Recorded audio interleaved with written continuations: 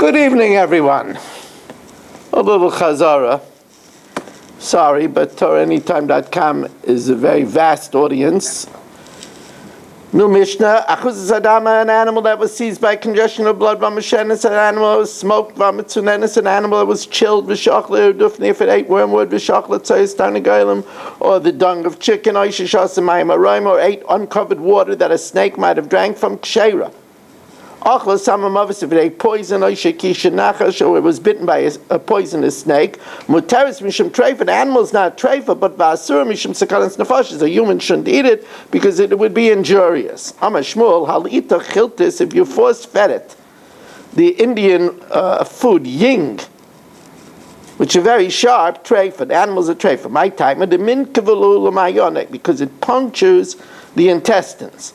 Master Rav Shizbi, Achuzas Dam, if it was seized by congestion of blood, Vamashenis, if it was smoked, Vishachla Dufni, if it ate wormwood, Vishachla Tzayis Tarnagailim, or dung of a chicken, Shasamayim Aram, or it ate uncovered water, Hilita Tia, if you force-fed a Tia, which is a type of poison, Chiltis, or this ying, or popolon, or sharp peppers, Achla Samamavas, or if it ate poison, Kshera. Ikisha Nachash was bitten by a poisonous snake, or Shinoshcha Kelev Shaita, or was bitten by a dog with rabies, Muteris Mishum Treifa, but Ma'asura Mishum Sakanas Nefashis. It's also because it would be injurious to a person. So Kasha Chiltis Achiltis, earlier we said if it ate ying, it would be a treifa. Here we say it's Kasha. Kasha Samamavis Samamavis. Earlier we say that if it ate poison, you cannot eat the animal because it's a sakana, and then later we said you can. Says Achiltis like Kasha, kan ba'olin, the leaf of the ying is not so sharp, so that's okay. Kan bekarten, but the kernel of the ying is extremely sharp and will burn a hole in the intestines. Samamavis also like Kasha. Hadida hadadam. A samamavis of an animal, you could eat the animal. A poison of a human, it would be injurious to eat the animal. That's the same thing as wormwood. Says there's two types of poison. So now the Gemara says, my tia. What is tia? You said that tia is a problem. What's tia? Amar Rav Yehuda ikra de merirta. It's the root of merirta. Now this is very interesting. That Rashi over here says a French word, shoirish shel chura. And there is in the back of the Gemara a Targum Laz. And the Targum Laz, it's in the back of not us, an Atzko, but the back of a regular Gemara, is something called Targum Laz that interprets the French words, the old French words. He says he's never heard of the word that Rashi brings down over here. He's never heard of it. You know, some people say it's wolf's bane. Amar Rabbi Yehuda, Haiman de Ochel, this is interesting. Haiman de Ochel tilsa tiklei chiltis. Somebody eats 3 shekels weight of ying, aliba de rekna, on an empty stomach. Right? He eats it without eating other stuff with it. You can have a nice piece of bread with it. Mishtaleach mishchei.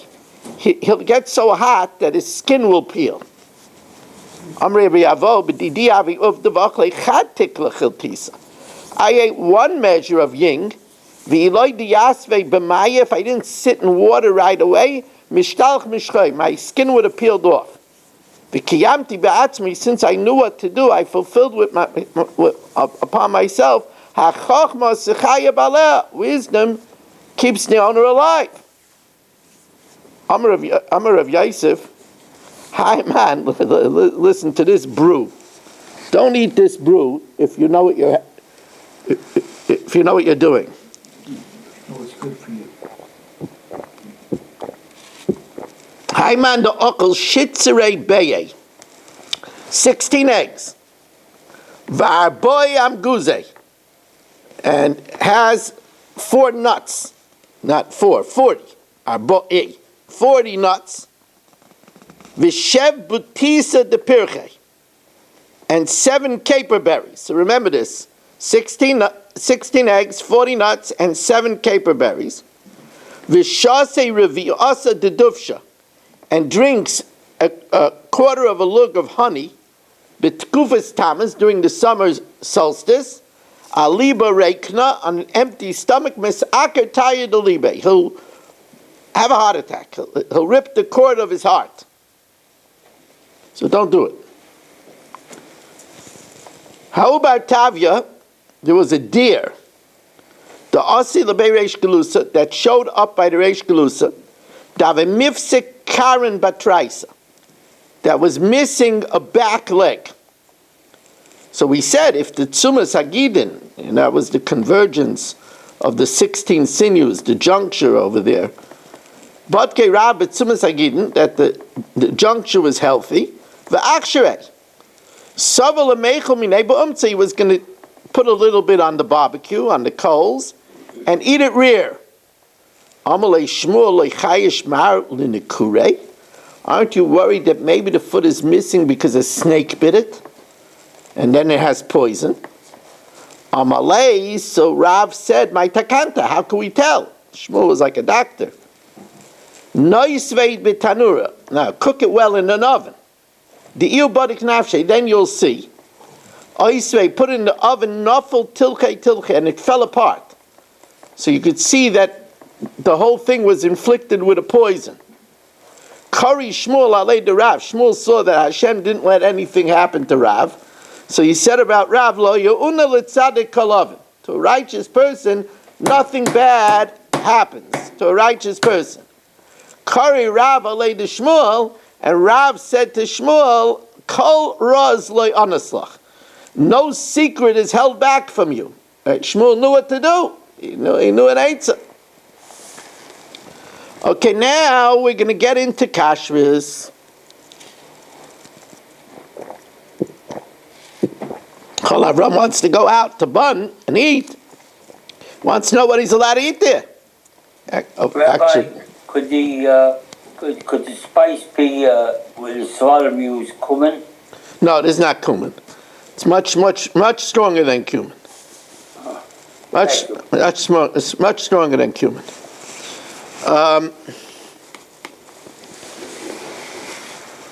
Now, simani behema v'chaya nemru b'natayra.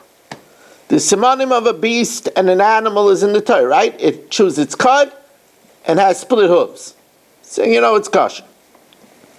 Simani oif, loy nemru. It just tells us a list of all those animals that are no good. A hawk, an owl, a parrot, an osprey. It tells us, however, avalamru chachamim, kol oif ha-doires. Rashi learns doires. Any bird that instead of eating with its mouth, takes it first with its claw and puts it in his mouth, that's a tummy dika bird. Now, kol sheyesh le etzba yisera, a bird that has an extra digit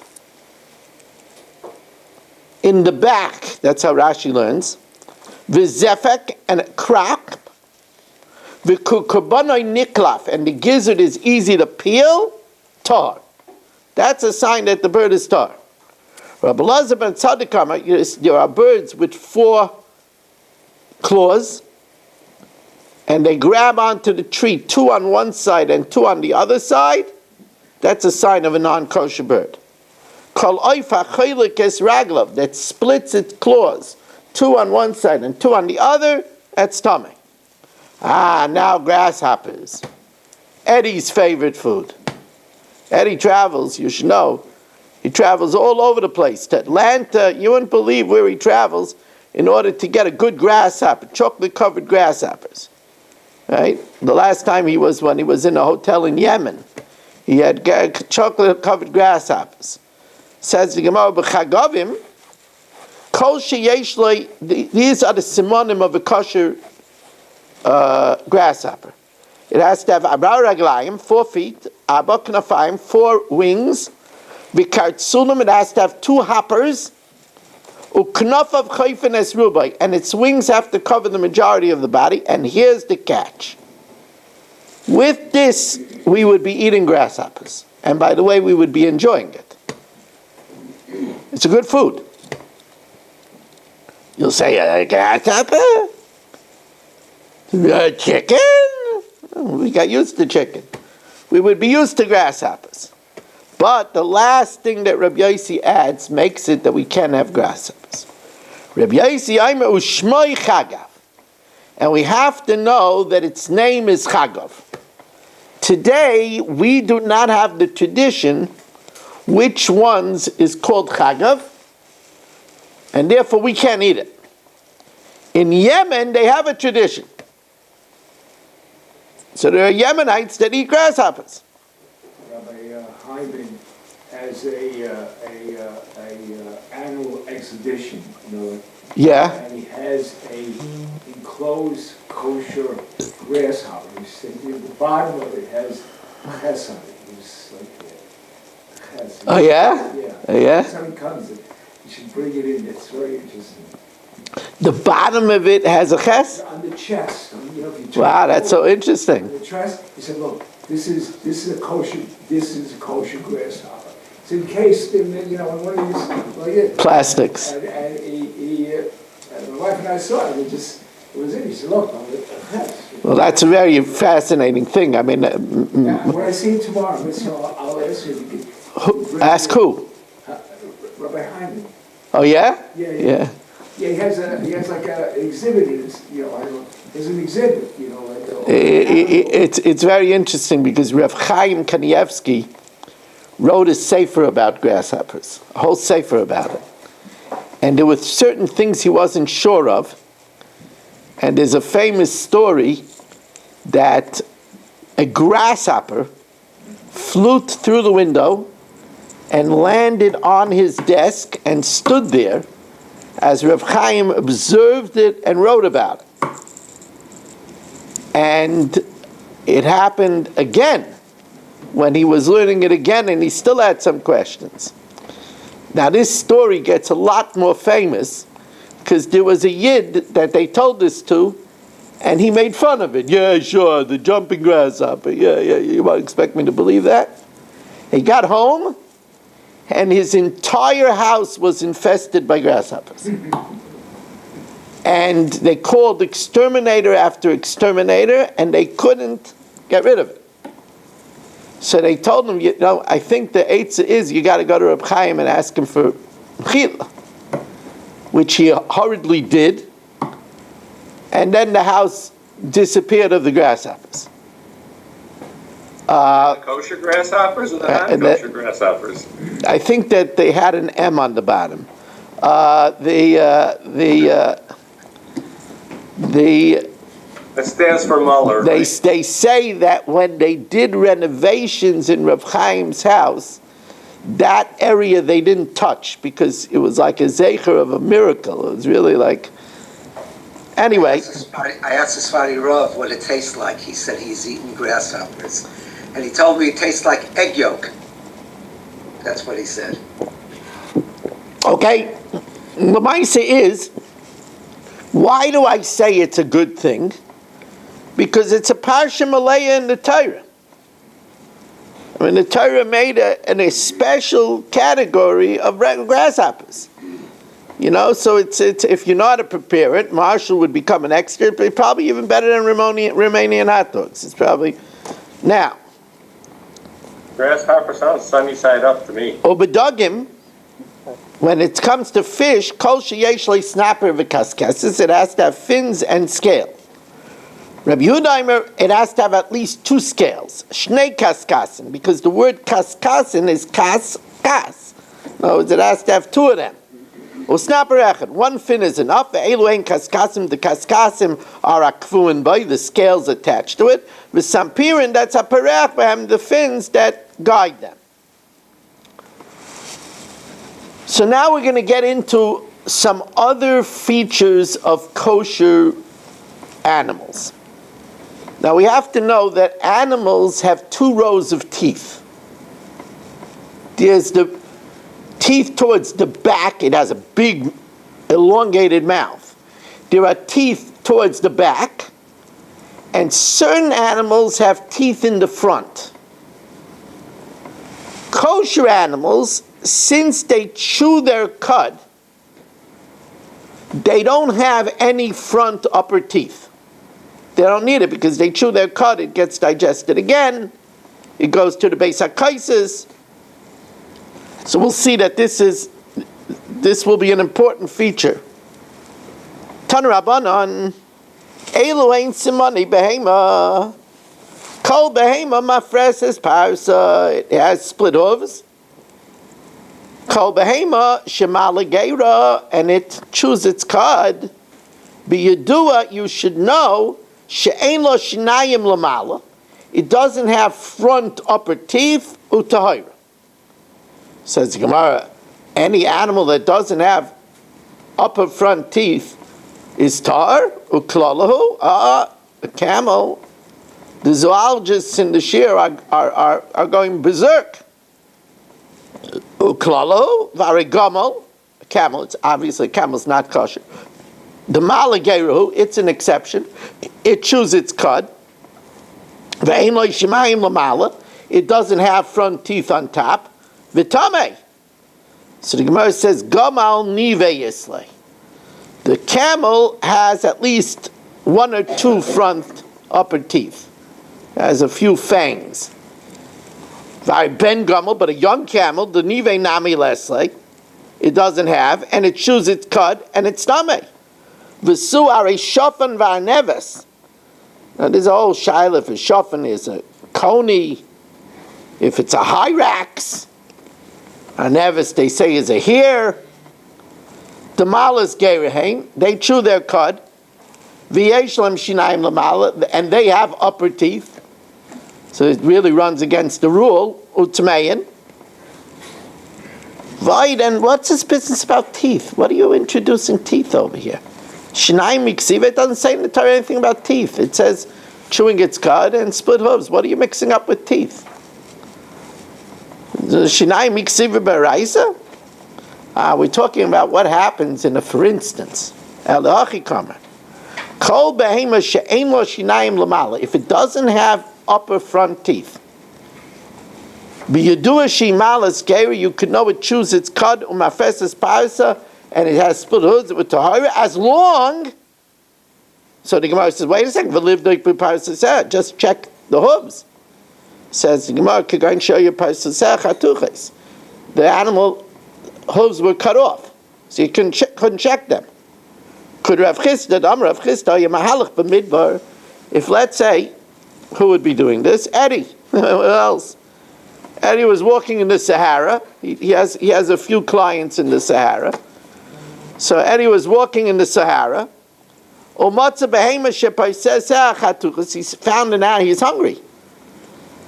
And he finds an animal that the hooves were cut off. Boidik pia, check its mouth. Im ein lo shinayim, if it doesn't have front upper teeth, lamala biyaduashi tahira, you could know that it's tahira. Im la biyaduashi tmeya, but you have to make sure that it's not a camel. Or bavad shiyaka gamal, as long as Eddie knows it's not a camel. Says gamal niva yislei. We said a camel has front teeth. Ella bavad shiyaka ben gamal. You have to make sure that it's not a young camel. But if it's not a young camel and it doesn't have front teeth, Eddie could eat it. Says Gemara, well, how do you know that's the only animal that has these features? Lav amrika ben gamal, maybe ikanami mini achrina. Maybe there's another type, the dummy the ben gamal that chews its cud and is not kosher. Says Gemara, that's the beauty of the Torah. The Tanir Bei Rabbi Yishmael v'es haGamal kimaylis geira hu. It chews its cud and doesn't have split hooves. Shalit Bailamai, the ruler of the world, Yodeya she'ein loch davar mala geira v'tamei. There is no species that chews its cud and is tamei elagama. Lefikach part by a cause of who? It's the only one. So if Eddie is walking, he sees it doesn't have teeth, even though the hooves are cut off, but he knows that it's not a young camel, he can make a barbecue. Now here is something when Eddie was in Cuba. I don't know what the main road in Cuba is, Cuban Street. But V'amar Rav Chisda, Hayamalach b'derech. Eddie was walking in Cuba. Umatza behema shepia gomel. The mouth was cut up, so he couldn't tell if it had front teeth. Boydek b'parsi says, see if it has split hooves. In Parsa says, Sedukais, if it has split hooves, you do a sheet tire, you can make a barbecue. In Malav, you do a sheet tomato. But there is one animal that has split hooves and it's tummy. That's a pig. So Eddie has to know that it's not a pig. Even in Cuba, Eddie doesn't eat bacon. Ubuvad shiyakir chazir. So the Gemara says, well, since there's a chazir that has split hooves and is not kosher, maybe kanami mina achrina dadamya chazir. Maybe there's another type like a chazir. It says more loisel gedaita. The Tana B'rei Rabbi Shmuel v'esa chazir and the swine kimafris parasidum. Only it has split hooves and it's not kosher. Shalit b'ilama yedeh, the ruler of the world knows she'ein lach davar shemafris parasav v'tamei. There's nothing that has split hooves and is tamei elachazir. Lefikach paradakas b'hu. Now one more story about Eddie. This happened in Topeka, Kansas. Now,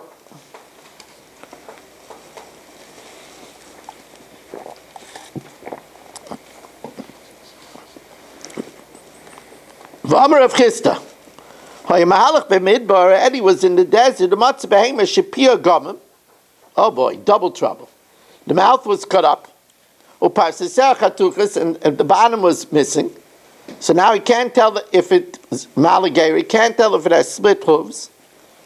But Eddie is a connoisseur of food. He's a connoisseur. He doesn't have Romanian franks and chili. You know, Eddie's more like a latte and, filet mignon type of guy, So, Boydek bibisara. He checks the meat under the tail of the animal. Im mahalach shesi ve'erev, if the muscles go horizontal and vertical, biyadu sheet tayra. V'im lav, if not, biyadu sheet tmeya, u'bilvad sheyakir orud. It can't be a wild donkey, because a wild donkey also has this horizontal, vertical stuff, and is not kosher. Says, well, how do you know the wild donkey is the only one? And here you can't say it's a pasuk. This simon is not in the pasuk. Lav amrid ika arid. Didn't you say there's a wild donkey? Ikanami mina achrina dadamila. Maybe there's another creature that's like the arid that has a vertical and horizontal muscles under the tail. Says Gemara, no, Gemire, this is halach l'meishim Sinai, Rebbe from Rebbe. Deleka. Where is this checking? Amar Abaye v'yisem Rav Chisda bekanfei uk. It's under the tail. Simani chaya. What's the siman of a chaya? No, what do you say? What do you mean? What's the siman of a chaya? Chaya b'chlal b'heim. And the siman of chaya is split hooves and chews its cut. No, we have to know. You see a chaya again. To a connoisseur like Eddie. Eddie needs a good piece of schmaltz. I'm telling you, Eddie will travel from Atlanta to Georgia just for a good piece of schmaltz. He needs fat. Now the fat of a chaya is mutter. The fat of a behemoth is aser. So, Tan Rabbanan Elu Hein Simani Chaya. So as I was shocked, what do you mean? Chaya b'klal behemoth l'simanim. It has the same siman. Split hooves and chews its cut. Amar Rabbi Zaira, no, you don't understand. It's talking about being matter the fat. Lahater chelba. V'achi kamer. Elu hein simane chaya shechelba mutter. That the fat is mutter. You know it's a beast and not a behemoth. Kol sheyesh l'karnaim, it has to have horns, utlofim. And we'll see it has to have pointy hooves. The hooves have to come to a point. Rabbi Daisa says, Yesh lo karnaim, if it has horns, that's enough. Iyat tzarich lazer al karnaim. V'keresh, and the one-horned creature, we call a unicorn, afal pi she'ein lo yela keren achas, is mutter. And its fat is mutter. Says the Gemara, if it has horns and pointed hooves, it's a chaya? Klalo? Is that a principle? Vari A's, the goat. The yesh lo karnayim utlafim. It has horns and pointed hooves. V'chel bayaser. So now we start getting into different type of horns. This is a lesson in horns. So the first variable is that they are kruchos. They're like wrapped around. They overlap. The horns have wrappings on it. So the Gemara says that in order to be a beast, it has to be kruchos. So the Gemara says, you see, we're not a zoologist. Varishar, the ox, the kruchos, it has horns that are wrapped around, yet it's a behemoth of a kelbei aser. So now the Gemara adds a new thing. It has to be charukos. Charukos means that it has to be deep. It has to be like etched in, like grooved. Says the Gemara, Vari Eis the charukos. It's grooved v'chel bayaser. So now the Gemara says it has to be antlers. Mifutzalos ba'inon. The horns have to branch out in antlers. Says the Gemara, yeah, but that's not the case by all behemoths. Vari tzvi. Perhaps the tzvi is a gazelle. Vari tzvi. The Article seems to call it a gazelle. Vari tzvi. The ein mefutzalos. It doesn't branch out. V'chel b'mota, because obviously a gazelle is a beast, not an animal. That's why you can't have a gazelle on the mizbeach. You can't have chayas on the mizbeach. B'chol Avram went to the Beis Hamikdash and he brought a gazelle. They told him, sorry, no entry for gazelles. You can't. It's a graceful animal, but no venison on the mizbeach. Sorry. I remember once they were selling in Walmart up in the country kosher venison. Really very interesting. Anybody here ever have venison? No? But Barish never have venison?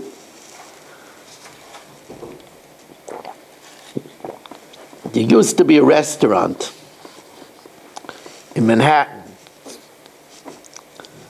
Oh yeah, I forget the name of the restaurant. Rabbi said it was an old-time restaurant that specialized in these foods.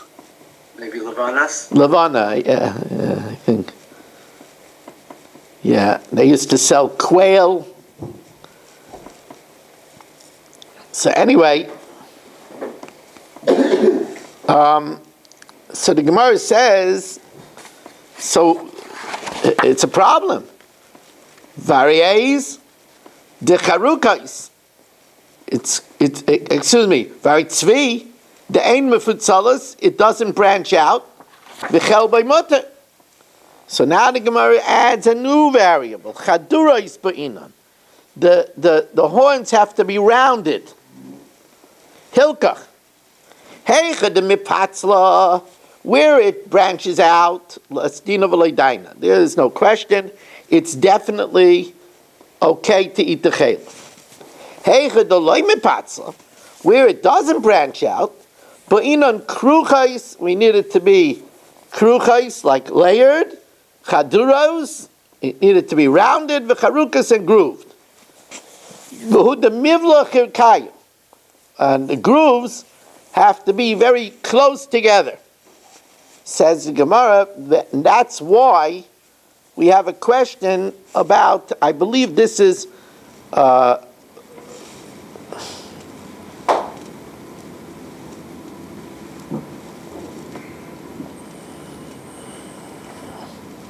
the article have an identification? Doesn't have an identification. There's a creature called the Iza Karkus. It's called the Karkus goat. And the Karkus goat has two of the three identifications. Therefore, it's a question if its chaylev is permitted because the horns, they're grooved and they're rounded. But on the other hand, it doesn't have all three. It doesn't have, and also it's called the goat. An A's, since it has the shame of an A's, that's a behemoth whose fat is us. And the Gemara Taka tells us how Iza Karkas Dava Beiresh Galusa. There was this Karkas goat. The Okamalot Sana the Tara Mina. Eddie is drooling. They removed from it a basket full of schmaltz. Rav Achai Aser, Rav Achai asid it. Rav Shmuel Berei Rav Avo Achal Mina. And Rav Shmuel Berei Rav Avo actually ate from it. Kari Nafshe, he says about himself, since he held that this was a sign enough that it was a chaya, mepri piyish, from the fruit of a person's mouth. And no, it's from my halacha, tizba bidnai, I could satisfy my belly. Sholchu mitam, they sent from Eretz Yisrael, hilchas kavase d'shmul brei Rebbe Avo, that the Eza karkas, since it has two of the simonim, it's grooved and rounded, it is taka a chaya, and you could eat it. But vizaru b'Rabbeinu Achai, but you should be careful and maybe avoid it because of the opinion of Rabbeinu Achai. Why? Because, and this is a specific honorific to very great people, Shemeir Eine Geilahu, because he illuminates the eyes of the diaspora. Certain tzaddikim were Meir Eine Gahagayla. Now, let's get to the unicorn. Now, this is what Marshall's been waiting for. V'keresh afal pisha ein lo yala keren achas mutter. Even if it only has one horn, it's mutter. Amar Rav Yehuda, you know what a keresh is? It's tavya debei Eloi. This was a creature that none of us ever seen. It's more. These are more on dinosaur proportions. These are actually dinosaur proportions. And tigris, which although it sounds like a tiger, it's not like any tiger that we know. Arya de Beiloi is the lion de Beiloi. Amar Avuna, when I say gigantic proportions, Tesha Amasa, 9 amas, about 18 feet. Have a bein una leuna is the span between one ear and the other ear, the Arya de Beiloi, like the lion of Beiloi. Rav Yosef Shitzer Amasa have a mashcha de Tavya de Beiloi. And 16 amas, it's 32 feet, is the length of the deer de Beiloi. Now, all over Shas,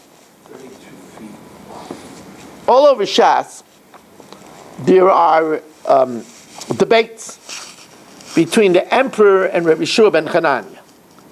Amalei Keser Rabbi Yeshua ben Chananya, Elekechem ka'aryeh misel. Your God is compared to a lion, right? We all know this pasuk because we associate it with Elul. Dichsiv aryeh shag, the lion roars, Milo Yira, who is not afraid? And right, we know that Aryeh stands for Elul, Rosh Hashanah, Yom Kippur, and Hoshana Rabbah. So the emperor wasn't impressed. You're comparing your God to a lion? Parsha Katla Arya. A hunter could kill a lion. My Ravu say, what's it to call God a lion? Amalei, Sir Yeshua says, Lav Kahai Arya Masil. We're not talking about a regular lion. Ka'arya de Beiloi Masil. We're talking about the lion of Beiloi. Amalei, so, kings. I want you to show me one. Amalei, so he says, I'm telling you, you can't see it. Amalei, he says, don't tell me, you know the rule, or off with your head. So Ivra Chazinale, I'm surely going to see it. Otherwise, things are not going to go good for you. So Boy Rachmei, Rabbi Yeshua didn't have a choice.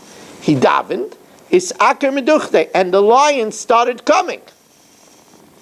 Ki avim mirchak arba mea parsei. When it was 1,200 miles away, Niyam Chad Kala, the lion gave a roar, Apilu kol mabarta. All pregnant women miscarried. Vishura den Romi nofel, and the great wall of Rome fell. Ademirachek tlas mea prasei, when it was 900 miles away, Niyam Kala Achrina, it gave another roar. Nasser koche v'shinei degavre, people's back and front teeth fell out. V'aful nofel mikursaya la'ara, and the king fell from his throne to the ground. Amalei, so he said, you know what, but matusaminach, I ask you, I beg of you, I got the message. Pray that it should go back. He prayed, and it went back to its place. How did they know how far away the lion was? Huh? How did they know how far away the lion was? Maybe this story is from tradition. And Rabbi Yeshua knew. Maybe by a location or a town. No, not by a town, because it was too far. Couldn't see 900, and in those days couldn't see 900 miles away. Probably this was Rabbi Yeshua knew, and it was handed down, Rebbe Mepi Rebbe. That's part of the Gemara. Okay, Rabbi Isai. If everything goes right, tomorrow I'll be broadcasting from the country. We have it set up over here, Gedalia? We will. Okay, there will be a broadcasting here for anybody that wants to watch it here. And tomorrow, the first night, maybe let's start 9:10 tomorrow night, because I'm going to have to go out for Mincha Mariv, and I want to make sure I know where I'm going. So give me an extra 5 minutes. What's going for Thursday night? Okay, Thursday night. We were talking about Thursday night. The Tanis is over when? When is 50 minutes? 9:19. 50 minutes is 9:19. Thursday night, the shir will be at 10 o'clock. Thursday night, Shivasa B'Tammuz, the shir will be at 10 o'clock. And have a good evening, everyone. It's 9:29 in the mountains. It's 9:29 in the mountains. That's when the ice tinus is, yeah. Ice Tanis is 9:29. So then let's make it 10:15. 10:15.